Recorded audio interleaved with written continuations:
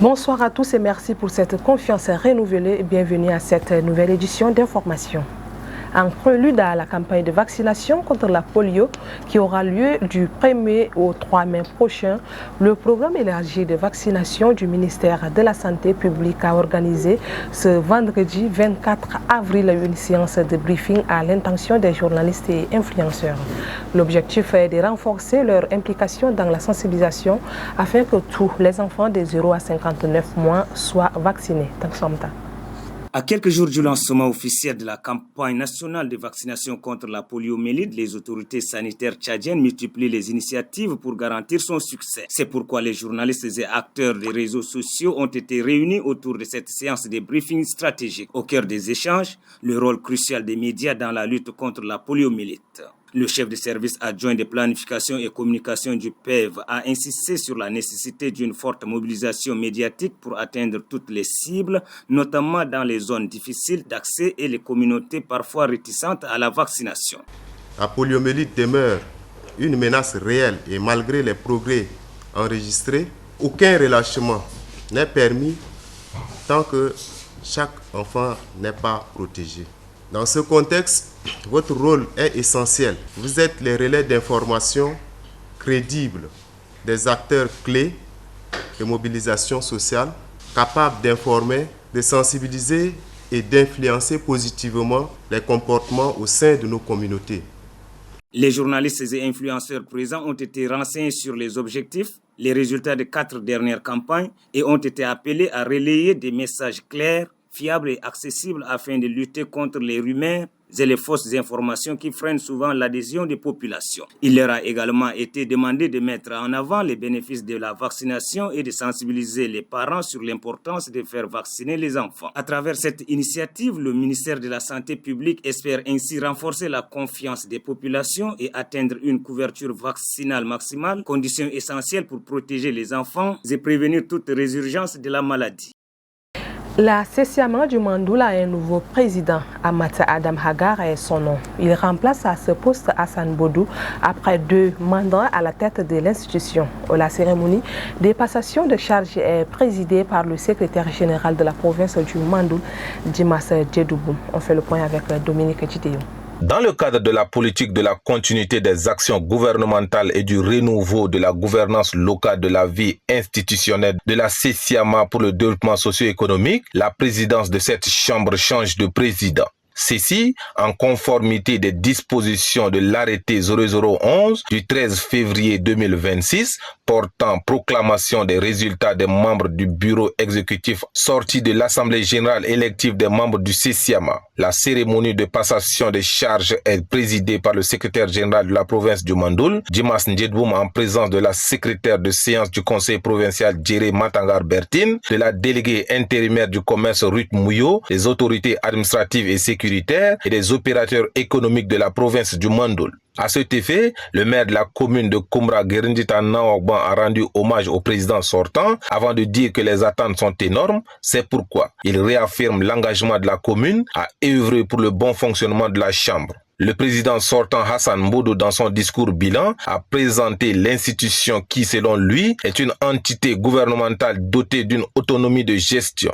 Aussi, martèle-t-il que sous sa présidence, plusieurs actions ont été menées, notamment la construction d'un bureau de douane, le plaidoyer dans le domaine de commerce, la collaboration de la Chambre avec les opérateurs économiques, mais surtout l'adhésion de ces derniers à la politique économique de la CCMA. Installant officiellement le nouveau président de la Chambre, Dimas Ndjedboum a félicité les efforts et l'engagement du président sortant avant de rappeler les prérogatives des opérateurs économiques tout en les appelant au respect des textes en vigueur. La sensibilisation des opérateurs économiques au maintien à la paix et à la cohésion sociale, socle du développement économique d'un pays, à l'enregistrement des opérateurs économiques au registre du commerce et d'immatriculation, au paiement régulier des patentes, taxes et IGL, impôt général libératoire, à la fixation des prix des produits conformément aux textes de la République du Tchad, au refus de commercialisation des produits interdits par les textes de la République, au paiement régulier des droits de place et des différentes taxes des mairies, paiement des taxes douanières commerciales et bétail. Prenant officiellement fonction de président de la CESIAMA du Mandoul, Ahmad Adam Hagar a adressé ses reconnaissances à ses pairs opérateurs pour la confiance placée en sa personne pour diriger cette institution. Il appelle les uns et les autres à la collaboration pour des actions futures afin de relever les défis. Le ministre d'État, ministre de l'Éducation nationale et de la promotion civique a, à travers une note circulaire, réaffirmé le caractère obligatoire de l'enseignement de la langue arabe dans les établissements scolaires dès la prochaine rentrée. Une décision qui relance le débat au sein de la communauté éducative. Pour en savoir plus sur la perception des élèves, nos reporters sont allés à leur rencontre. Suivez.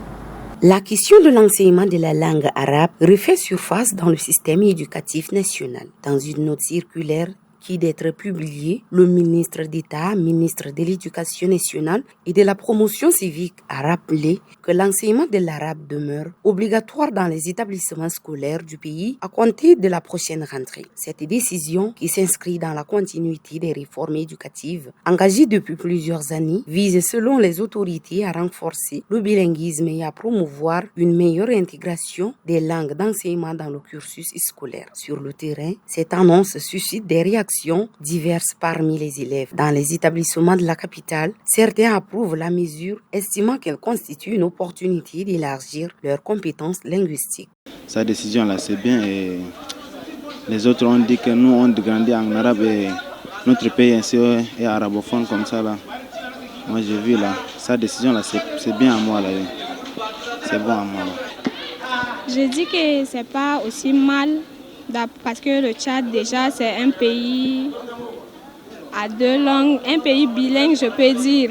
Il y a la langue française et la langue arabe, mais l'arabe n'est pas valorisé dans plusieurs établissements ici au Tchad. Donc, je vois que cette note est aussi bonne pour nous, les élèves. D'autres, en revanche, expriment des inquiétudes. L'arabe est plus favorable à ceux qui ont fréquenté les écoles coraniques et puis en plus ils sont venus dans les écoles administratives. C'est-à-dire que nous, il y a dans certains points, on ne sait pas faire l'arabe. Et puis le prof vient, des fois on reste souvent pour faire du bruit dans la classe. Et on n'a même pas son cahier. Je n'ai pas apprécié le décret là, que depuis à la maison, si on parle arabe, on vient à l'école aussi arabe. Je n'ai pas apprécié ça. Cette mesure ouvre ainsi un débat plus large sur la place des langues dans le système éducatif et sur les conditions nécessaires pour garantir son efficacité. La rentrée prochaine sera donc déterminante pour évaluer l'impact réel de ces décisions sur le terrain. À N'Djamena, plusieurs jeunes désœuvrés et certains agents d'entretien collectent des bouteilles usagées pour les revendre aux vendeurs des jus et d'eau dans les quartiers. Banalisée en apparence, cette activité génère pourtant des revenus pour plusieurs acteurs et participe à sa manière à l'assainissement de la ville. Fantastique.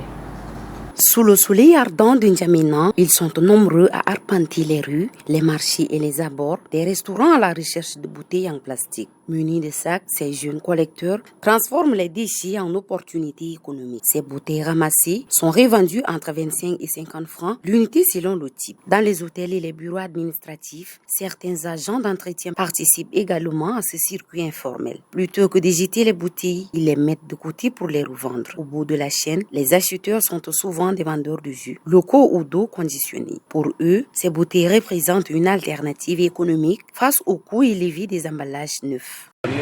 On nous apporte les bouteilles, nous payons avec eux pour servir les jus à nos clients. Cependant, cette pratique soulève aussi des préoccupations, notamment en matière d'hygiène et de santé publique. Toutefois, ce vendeur de jus dit en être conscient. On paye les bouteilles avec les gens. Une fois les lavées avec l'eau de javel, on sert nos produits à nos clients. Malgré ces défis, cette économie circulaire contribue à réduire la quantité de déchets dans la ville, offrant ainsi un double avantage économique et environnemental. En attendant, dans les rues de N'Djamena, chaque bouteille abandonnée continue de représenter une petite source d'espoir pour ceux qui la ramassent. Célébrée pour sensibiliser les populations au danger de la méningite, la journée mondiale de lutte contre cette maladie rappelle l'importance de la prévention, du diagnostic précoce et de la vaccination. Encore présente dans plusieurs pays africains, dont le Tchad, elle demeure un enjeu majeur de santé publique. Sana Clarissa.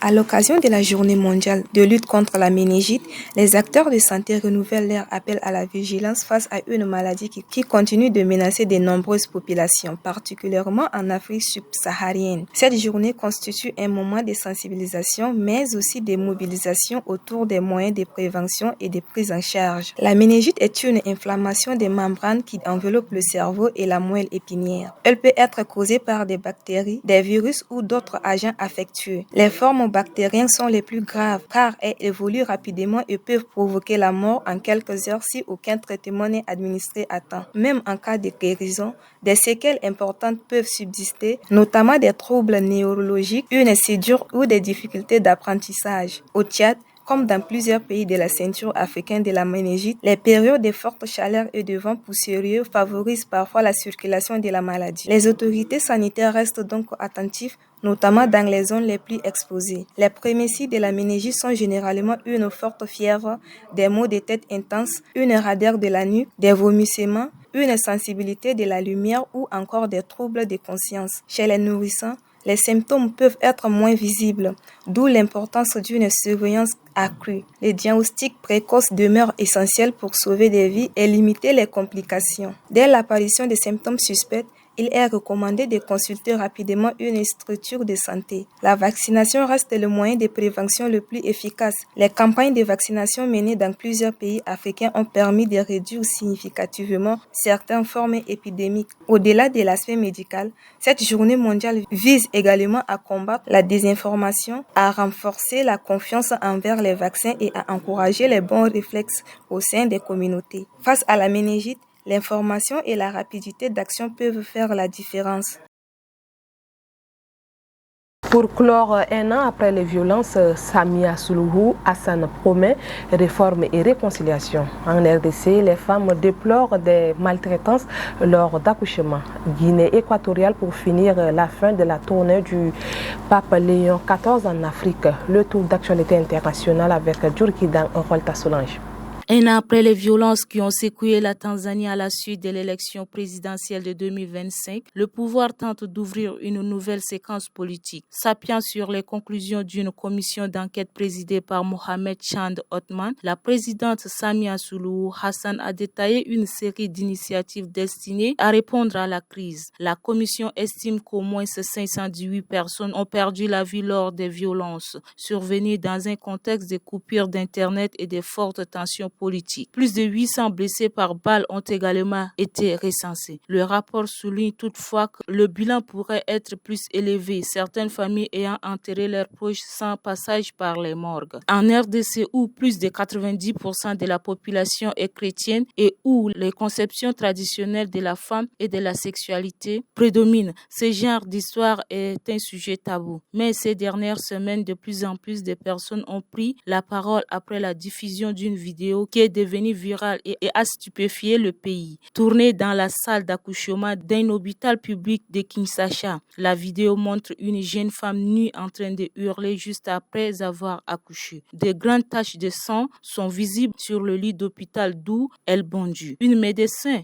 la frappe avec un instrument métallique et tente de la maintenir de force allongée, les jambes écartées pour poursuivre un traitement qu'elle refuse clairement. Incapable de la maîtriser, il se met à la gifler. Puis la première ministre Judith Sumaïwa a qualifié ces violences de totalement inacceptables, tandis que la première dame Denise Tshisekedi a condamné ces actes odieux et a appelé à une intervention rapide. Et en Guinée, pour finir, le pape Léon XIV a quitté le jeudi hier. Un départ qui marque la fin de sa tournée de 11 jours en Afrique. Pour ses premiers déplacements sur le continent, le souverain pontife a abordé divers sujets lors de différents rassemblements. Exploitation des ressources, respect des droits de l'homme, corruption, paix et justice sociale. Léon XIV a dénoncé souvent devant les leaders politiques les dérives autoritaires tout en appelant à un sursaut moral. Algérie, Cameroun, Angola et Guinée équatoriale sont les pays visités par le chef de l'Église pendant ce périple, parcourant plus de 17